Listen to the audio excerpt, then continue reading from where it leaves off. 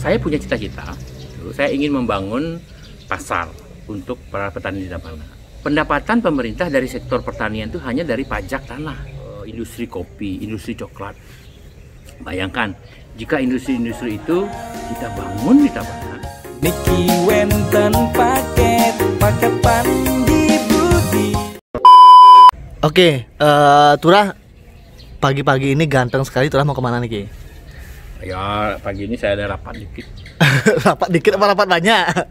Walaupun saya sudah nggak ngantor sebenarnya, tapi ya kadang-kadang mesti dilihat-lihat sebentar. Oke, Turah. Sebelum itu saya ngopi dulu ya. Iya. Izin Turah ya, sebelum berangkat ke kantor, seperti biasa di Panji Budi menjawab. Nah, ini ada beberapa pertanyaan yang sangat bagus sekali, Turah. Mohon dijawab, Turah ya. Ini adalah salah satu pertanyaan di YouTube. Nah, ini ada dari Agung Agnihotra. Nah, beliau bertanya, salam sukses. Apa solusi dari padi untuk permasalahan dan juga pengendalian harga hasil panen dari petani? Karena di lapangan selama ini petani sebagai pengusaha pertanian selalu di posisi yang tidak punya nilai tawar, dalam artian selalu kalah. Contohnya, harga gabah basah maupun kering sangat berbeda jauh dengan harga beras. Nah, mohon solusinya, suksema. Nah, tolong dijawab, Turah ya. Baik, terima kasih banyak. Sebelumnya saya ingin mengucapkan salam perubahan. Mengenai pertanyaan tentang harga dari petani, memang ini adalah momok bagi dunia pertanian, di mana pada saat produksi petani susah, nggak ada air, nggak ada pupuk. Kemudian pada saat panen petani juga susah, harga kemudian tiba-tiba jatuh dan sangat murah. Nah, sebenarnya ini teori ekonomi yang paling sederhana, yaitu yang kita bisa sebut sebagai supply dan demand.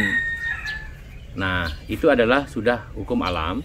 Jika supply-nya sedikit, demand-nya tinggi, maka harga akan menjadi tinggi. Jika supply-nya banyak, demand-nya sedikit, maka harga akan menjadi turun. Nah, inilah yang sebenarnya harus dikelola oleh pemerintah atau stakeholder yang ada di Tabanan. Selama ini di dunia pertanian kita hanya fokus pada produksi atau supply, ya. Bagaimana petani itu hanya berpikir bagaimana kita membuat sebuah produk, gimana kita menanam, gimana kita panen, hanya itu saja.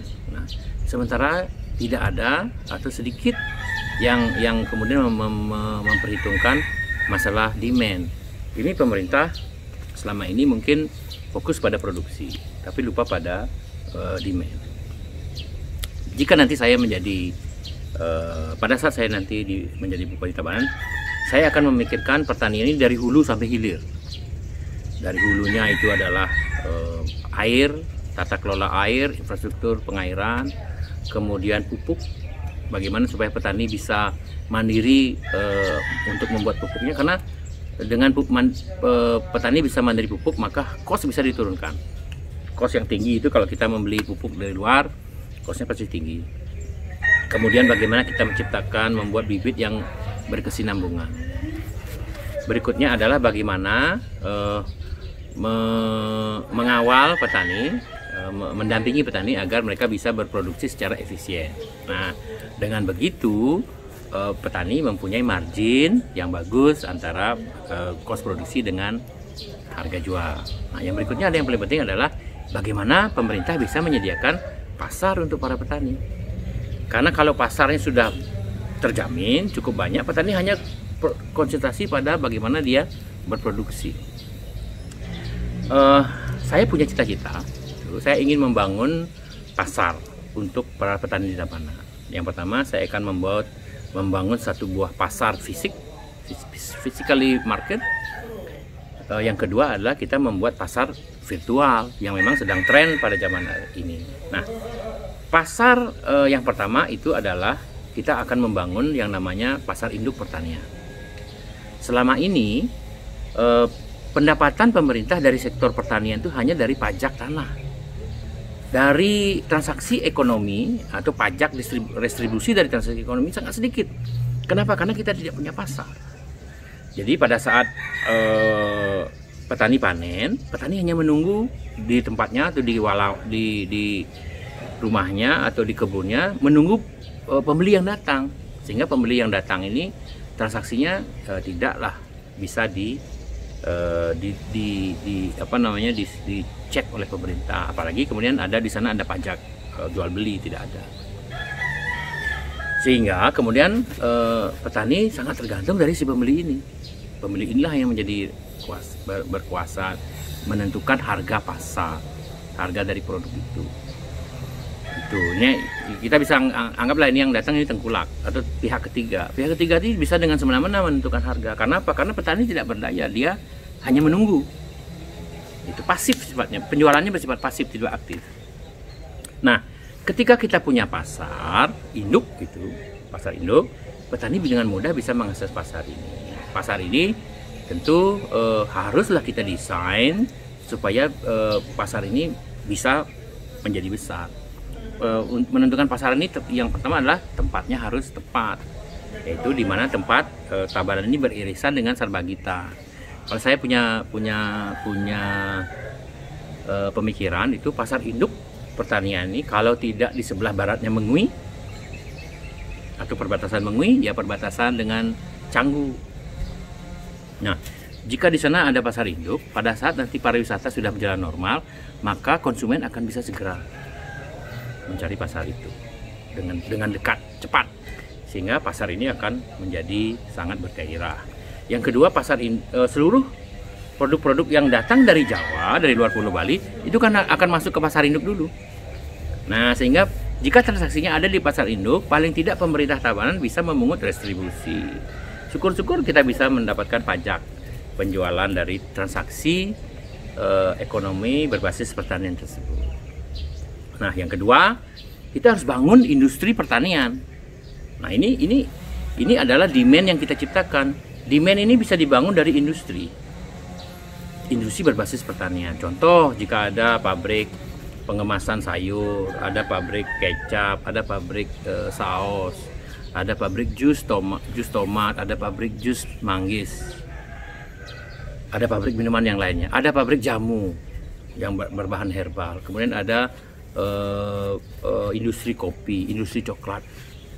Bayangkan jika industri-industri itu kita bangun di Tabanan.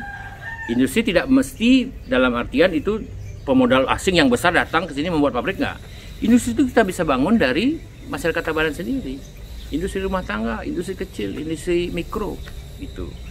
Nah, kalau itu sudah terbangun industri-industri ini, maka petani akan mempunyai keuntungan. Kenapa? Karena begitu dia selesai berproduksi, itu akan banyak yang menunggu.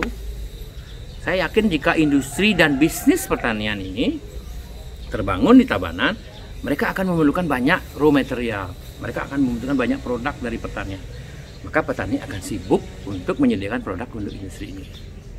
Yang ketiga adalah kita membangun yang namanya pasar virtual. Nah, ini yang menarik ini.